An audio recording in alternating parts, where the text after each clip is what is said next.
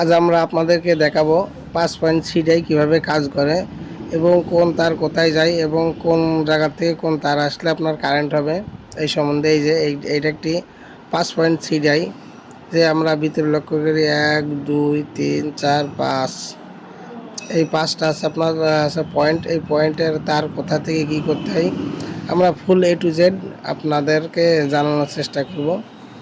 এবং আমাদের চ্যানেলটিকে আপনারা যদি ভালো লেগে থাকে সাবস্ক্রাইব করে রাখবেন এবং ফলো দিয়ে রাখবেন, যাতে পরবর্তী আমাদের ভিডিও পেতে বানাতে উৎসাহিত হয়। এবং আপনারা কমেন্ট জানাবেন যে কখন কীভাবে বা কোন ভিডিওটা আপনারা চাচ্ছেন। মূল কথায় আসা যাক।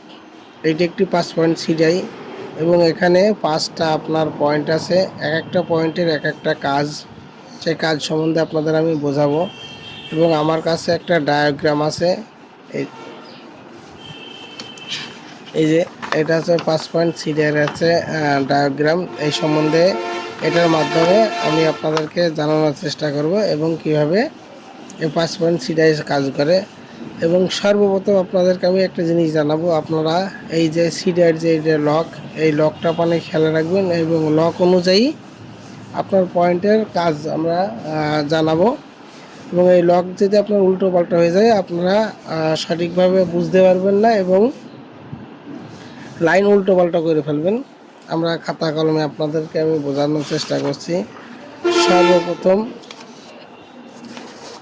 সর্বপ্রথম আপনার এই যে এটা আমরা একটা পেজ আপনাদের বোঝানোর চেষ্টা করছি। যে সর্বপ্রথম এইটার একদম বাম সাইডেরটা এবং এইটা, এই যে এইটা বাম সাইডেরটা, এইটা হচ্ছে আপনার আমরা সাধারণত ইংরেজি ভাষা আছে পালসার বলে এবং সাধারণত আমরা পিক আপ এই লাইনটাকে আমরা পিক আপ কয়েল বলি। এই যে এই লাইনটাকে আমরা পিক আপ কয়েল বলি। এই যে আমরা সহজে ভালো হয় এবং এখান থেকে আমাদের বোঝানোর চেষ্টা করছি। এই যে পয়েন্ট, এই যে পয়েন্টের একদম এই বাম সাইডেরটা আপনার এটা আছে, এই যে এই পয়েন্ট এবং এই বাম সাইডেরটা ওপরেরটা আপনার আছে pick up coil. Pick up কয়েলে এটা ম্যাগনেট থেকে পিক আপ কয়েলে তার আসবে, সেটা এই তারে দিতে হবে। এবং এই পয়েন্টের এই পাশেরটা এই যে ইগনিশন কয়েল বা ইগনিশন কয়েল অথবা আমরা বলে থাকি high tension coil. High tension কয়েলে এই লাইনটা চাপলে আপনার এইটা একদম এই পয়েন্টের এইটা আপনার আছে হাই টেনশনের কয়েল যাবেন। এবং এই পয়েন্টের একদম নিচের একদম এই পাশেরটা, এই যে আমরা এটাকে দেখাই যে এই পাশেরটা, এইটা আপনার নেগেটিভ বা গাড়ির বডি লাইন বোঝাই, বডি লাইনটার কানেকশন দিতে হবে। এবং সিডিআর মাঝখানেরটা, এই যে এই মাঝখানের পয়েন্ট, এই যে এই মাঝখানের পয়েন্ট ইঞ্জিল সুইচ, ইঞ্জিনের যে আপনার আছে অন অফ হয় সেই সুইচের সাথে আপনার কানেকশন করতে হবে। যে চাবি অফ করলে ইঞ্জিন বন্ধ হয়ে যাবে এবং চাবি অন করলে আবার ইঞ্জিন স্টার্ট হবে।